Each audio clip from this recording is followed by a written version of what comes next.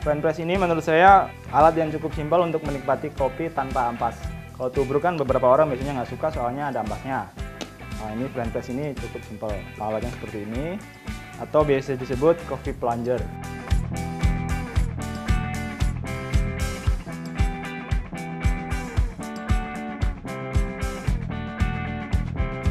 Yang diperlukan untuk membuat kopi dengan French press, yang pertama pastinya French press-nya sendiri, terus kemudian biji kopinya, kemudian juga grinder dan juga air panas.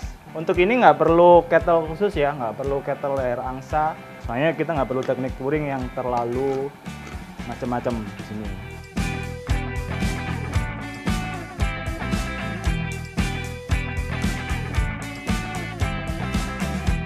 Terus caranya yang pertama kita bilas dulu French press dengan air panas supaya suhunya juga panas dan juga menghilangkan kotoran-kotoran dan bakteri yang melekat di sini pastinya.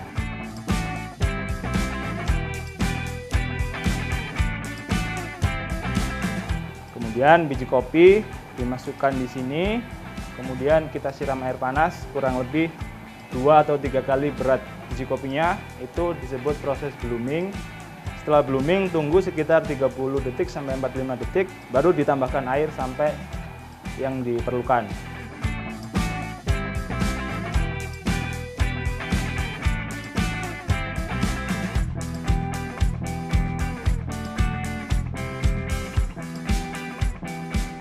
Kemudian setelah itu tunggu kurang lebih 4-5 menit, baru French press-nya bisa di-press.